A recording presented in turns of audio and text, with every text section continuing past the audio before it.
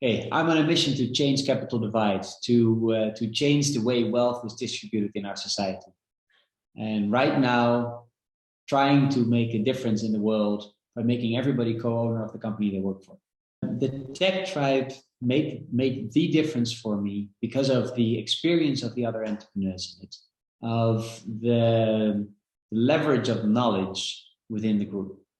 There's a widespread in experience. There's a widespread in maturity of different entrepreneurs, which gives a fantastic platform to exchange ideas, which is obvious, but even more so, you're always following someone in their footsteps. There's always someone who's one step ahead, which is fantastic. And it's never the same person. But that one person that is that one little step ahead will pop up in that one meeting you have at the moment that you needed that bit of information to change the route you're on.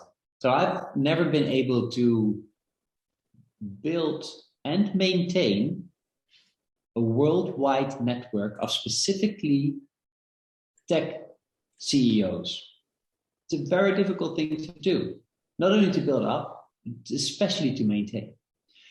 And if this was gone, I would not have my weekly check-in. I would not have this widespread of a network of CEOs in different markets, but with similar problems, different solutions.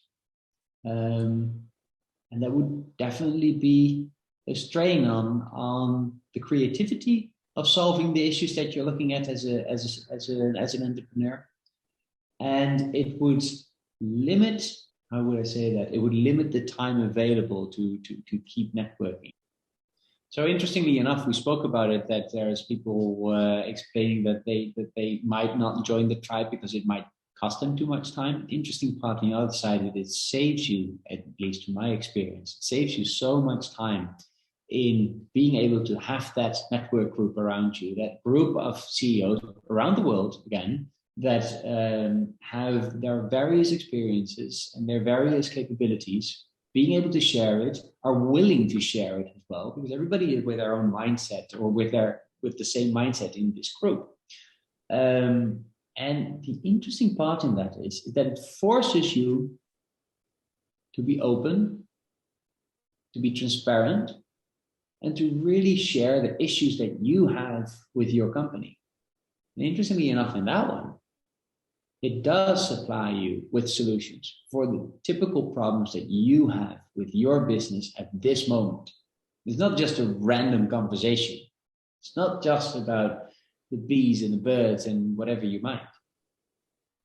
But it really is a valuable add-on to be in a tech group alike, where someone like Don himself has already done the curation of the various participants of the group.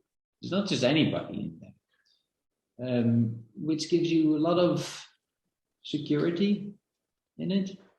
And again, it really gives you the space to work on your business and speak about your problems to see if you can solve them together with the rest of the group. I have a lot of examples and anecdotes that are very super valuable for me in the last year that I've been in the group and joining the weekly meetups. One of the examples was if it's rusty in the team, nip it in the butt. Someone explained to me. That was a bit out there in the beginning when I heard it first, but it was so on point when I was in the midst of needing to make some important changes within the company. And the other one was something I never thought of, something fairly simple I never thought of. Letters of intent. Use letters of intent with potential clients and use them to show that there is enough interest in your product and in your company to make it fly. And I know letters of intent for other things, for investment rounds or maybe acquisitions or anything alike. But using a letter of intent with a potential client was something that was, for me at least, something new to pick up. So those were very practical things that came out of it. Then the other things are, and that's even more valuable in the long run, are those things that are going to simmer in your mind for a while. And it's brought up in conversations, I don't know, 2, 3, 4 times in a row in various weeks. And eventually, all of a sudden, it clicks. You're thinking, wait a second, we do need to change this strategy.